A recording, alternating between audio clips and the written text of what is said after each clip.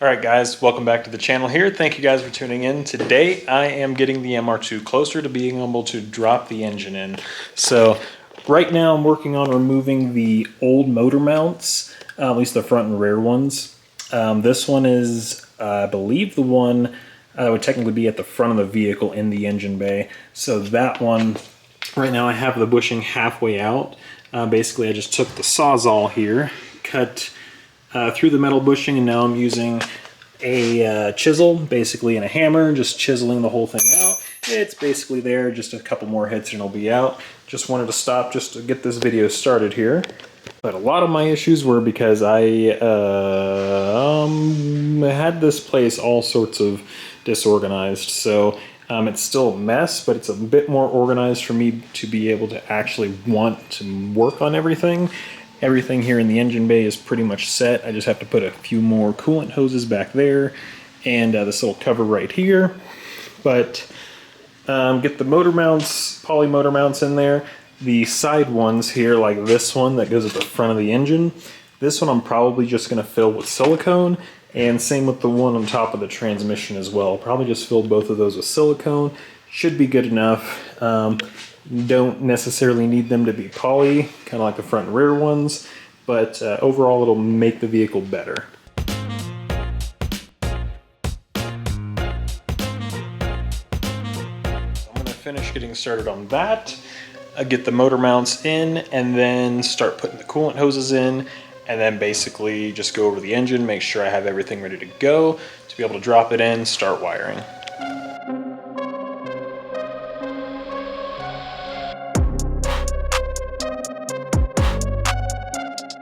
That's already ready to go.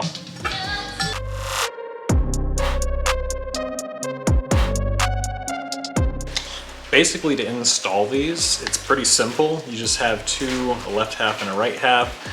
Basically what I've been doing is I've been pulling the center pin out and then basically put a little bit of grease on the outside of it, slip them in, and then put the pin in the middle. That's usually the best way, at least from what I've seen, that works the best, but it gets the job done for me, so that's what I'm going to do now. Alright, so basically I'm just going to be using some red and tacky #2. This stuff I've seen work the best overall for everything I've been doing. It's just a good general purpose grease. Personally I like it, and so I'm going to use this.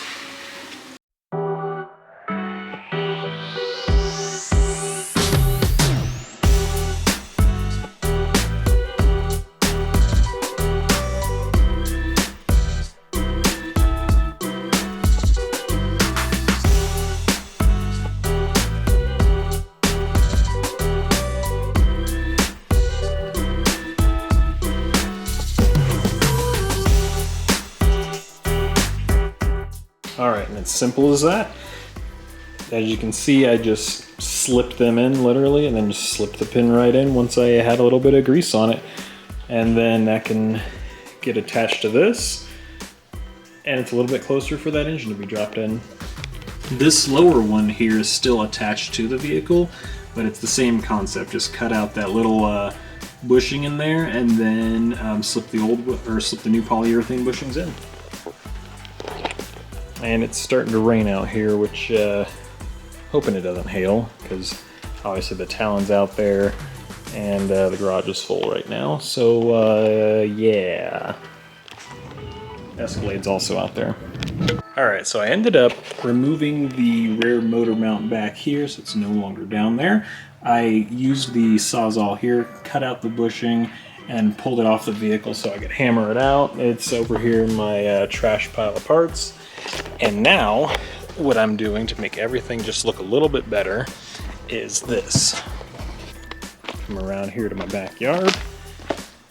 Painting everything black because this rear motor mount was kind of rusty, crusty, and just kind of chipping away, flaking. Same with the rest of the motor mounts. They all just kind of looked kind of crusty, disgusting, and so I just sprayed them now.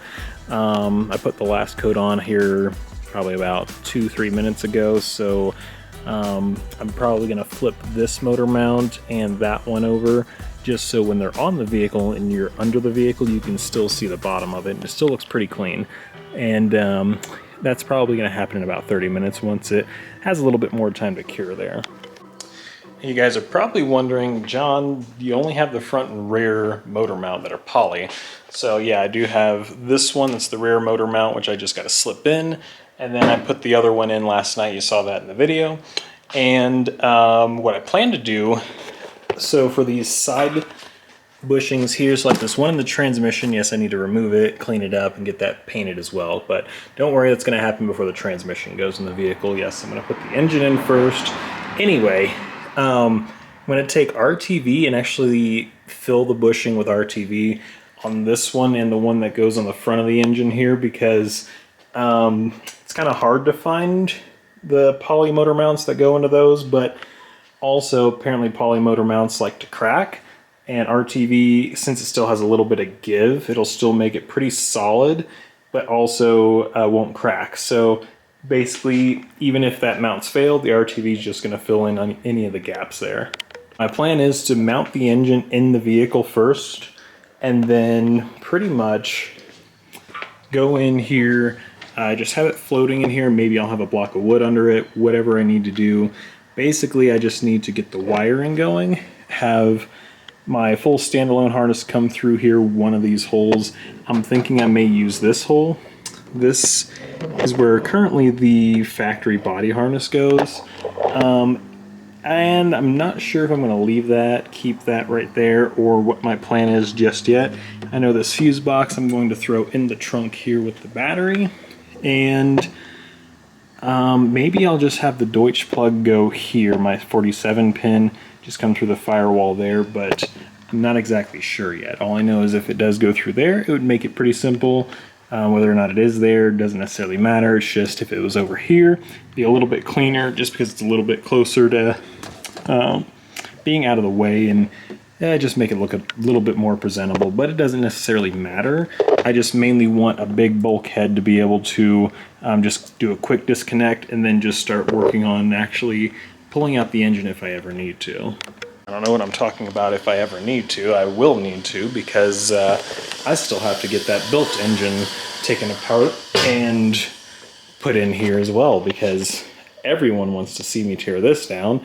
I am sorry, I'm not yet doing that. Why, you may ask? It's just because I want this thing to just run and drive, which I can get to do on this, and then as I'm driving this around, I can start tearing this down to actually go through it and still have another fun car to drive aside from the FRS, but also I can go through this thoroughly, ensure that clearances are proper, everything else is good on it, and just make it a really good, reliable 500 horsepower engine, because it's clearly going to be able to make that supercharged and turbocharged as long as it's built properly and everything's running properly.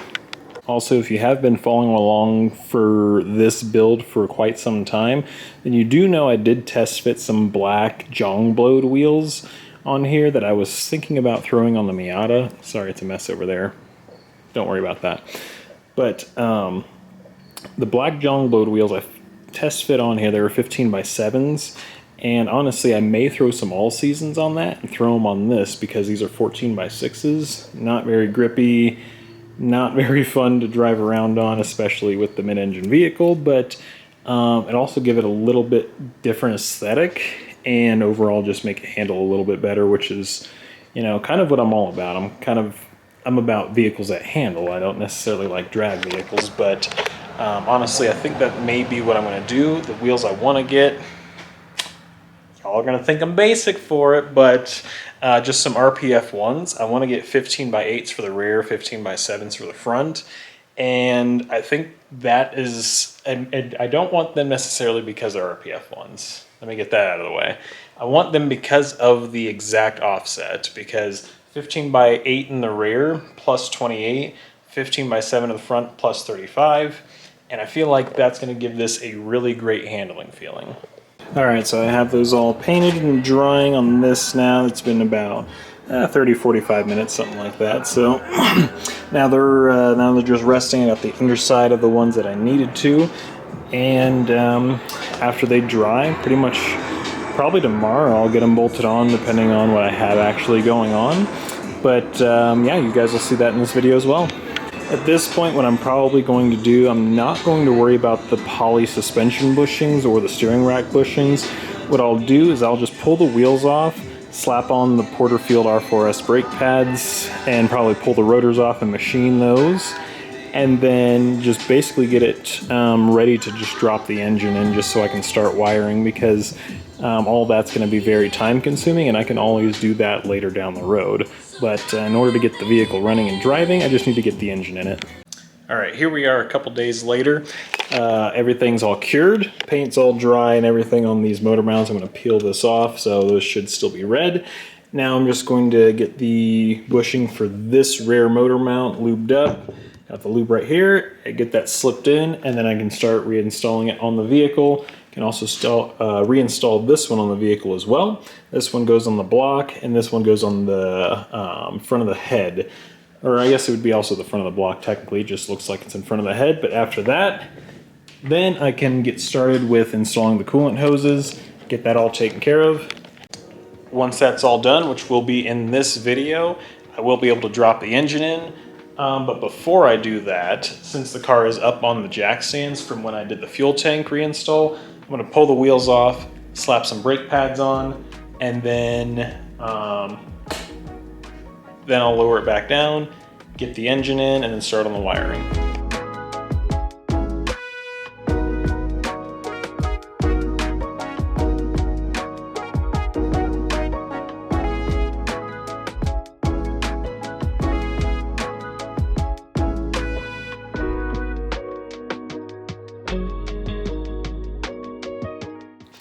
All right, on the engine, I got this motor mount on. Looks really good painted up like that. Goes really good with how clean this came out. Back here, I got that front motor mount on and the rear one. Everything's looking great there. Time to get the coolant hose that goes right there on, because it's kind of a nightmare to get with the engine in the vehicle. I also realized that rear motor mount attaches to the transmission, and so does this one. So when I get the engine actually sitting in here, I'm definitely gonna have to just sit it in here with a block of wood under the oil pan, just to kind of keep it in place while I'm doing the wiring around it, because I want to be able to still get in and out of the engine bay where the transmission would go, just so I can kind of figure out exactly how I want to route everything. But that'll be perfectly fine. The car's not going to be going anywhere. It's going to be okay. If for some reason the car has to move, I can throw the transmission in real quick just to have everything mounted up and push the car in and out, whatever I need to do. Sorry I'm not filming as much about the little details like installing the motor mounts. It's kind of straightforward, but it's also 100 degrees out right now, and it's probably about that in the garage right now. So it's a little bit hot in here, and I'm just trying to get everything knocked out. I still obviously am updating the camera here because you guys are still seeing everything I'm doing. All right, so I got a little distracted and then popped the hood and cleaned up these brackets a bit. They were a little dirty. Anyway, pulled the wheels off as well just so I can start pulling the rotors off. And then back here, I started getting the coolant hoses in. I got that one attached right there. I have this one kind of in here. I just need to go get some more bolts to be able to mount them up, because I stole these to put in this, but then I also need to get some more. So I'm gonna head over to Ace, grab some more bolts, and then we should be all good to go. All right, so I just went and got the bolts I needed. So that should get the job done. I also picked up a torch here. So what the torch is for is getting out those bushings in there and that shifter, and those shifters cables, because I have new bushings for it. These are solid ones. Those ones are, you know, about 40 years old now, but I mean, they're still pretty strong, but I still want to switch them out to something a little bit more solid just to ensure that they'll actually have direct contact with the transmission. Just a little bit better shifter feel. Well, the idea of the torch being able to work on that is not going to work at all, because I started burning the rubber boot that runs up this, and that's just not well. So now I'm basically just going to look in to see what other people do to be able to install them while they're on the vehicle. Other than that, the only other thing I can think I can do is probably just remove the shifter cables from the vehicle, which means, you know, removing the interior, pulling out the shifter base again, and taking the cables over to my friend that has a press, and he can just press out the bushings. But I'm gonna see what I can do to not do that, hopefully save time. Well, here is the bushing out, if my camera will ever focus. But it came out in a few different pieces. And I didn't even need the torch, which I ended up burning my neck on because I accidentally got that hot. Switched over to doing this coolant hose, which is now in, and it's going to look real nice. But all I did was take some pliers to the edge of the bushing there and rotated it around, and it slipped the bushing right out. So if this kit I picked up from Prime MR2 is as simple as it looks, I should just be able to take this sandpaper, run it on the inside of there, and then this I should just be able to slip in the top. This I should be able to slip in the bottom, or vice versa. It probably doesn't necessarily matter. And then this cotter pin will just hook right into the pin on the transmission, and then everything should be mounted up properly. Alright, so I got the brakes all loosened up all around the vehicle. All the calipers are loose, so basically all I have to do is get the calipers off, remove the rotors, have them machined. It's an absolute nightmare trying to find rotors for this thing that aren't expensive, crazy expensive, but over here I also have a new bracket painted, or I should say not a new bracket, but the bracket painting for the coolant reservoir tank that goes right there, because it was all kind of rusty and crusty. So that's all taken care of. Brakes are loose, that coolant hose is in, and it's coming all the way up here where it's supposed to. I got those bushings out, which is what I wanted to do. Motor mounts in. Everything is right now good to go for me to be able to drop the engine in. So I would say I accomplished what I wanted in this video, and I'm hoping to be able to get more and more content out to you guys as quick as possible. Let me know if you guys want to see more FRS content, more MR2 content, more Miata content. After the MR2 is done, I will be starting the big project on the Talon, and just kind of going over that with a bunch of everything that I've ever wanted to do to it, which will be amazing and quite the awesome build. So I'll end the video here. I hope you guys enjoyed watching. Please like, subscribe, share, and just remember, don't quit on a body that won't quit.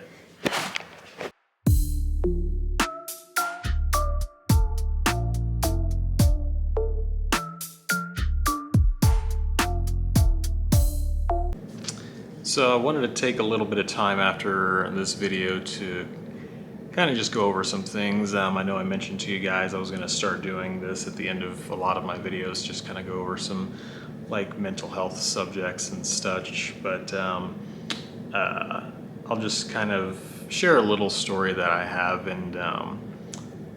And so I had been going through a big mental health block and severe depression, lots of suicidal thoughts, and a lot of just real bad things going on in my life for quite some time. And even with the love of cars and everything like that, it was just really hard to find motivation to work on cars, do anything. And honestly, it's still tough for me, at least finding motivation to be able to work on cars. But I've pulled out of the mental health funk because I realized it wasn't me bringing me down, and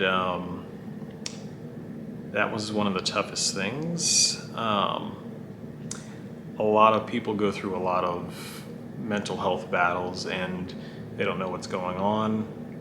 I had a feeling that I knew what was actually causing a lot of my mental health issues, and I just didn't want to accept it. And then about 2 months ago, I just said I can't live like this anymore. So I changed my life that turned into a big whole situation for a while. And I should be in the clear now of what was actually going on, and I'll explain that in a later video. But yeah, I'm getting back the motivation that I had lost and getting back a lot of the happiness that I lost, because it's bad. It's really bad when someone else in your life brings you down. And I just had to change it. I knew I had to do something because I was just going through it. And I want to change. That's the biggest thing, is I want to change. I wanted to be happy. I wanted all these different things. And the biggest thing is coming out and saying, this is what I want, this is what I need, and I'm willing to do whatever it takes to be able to get there, because no, I don't, at the end of the day, want to commit suicide. I don't want to feel like this. I'm tired of feeling sad for myself, feeling sorry for myself. And I'm always the person that's there for people. I'm there for anyone that has anything going on, like anyone's going through anything, I'm there to talk to them. And whenever someone would talk to me or try to talk to me about any of my issues, you know, I'm just that person that wouldn't come out of my shell. I was just like, I don't need to talk about this. It's fine. But that's the toughest thing, is knowing what's wrong and wanting to tell people what's going on with your life, because not a lot of people want to listen. It's a real tough battle that a lot of people face. And I'm just going to end it at that. I did talk for a while there, sorry about that, but doing a lot better now. I have a lot better people in my life, a lot better of a person in my life. We'll just leave it at that for right now. And if you guys literally have anything going on, don't hesitate to contact me down below. I'll leave my email there, or even just leave a comment. Anything, just have anything going on, you just want to say hi, doesn't matter. I'll be here. Thank you guys.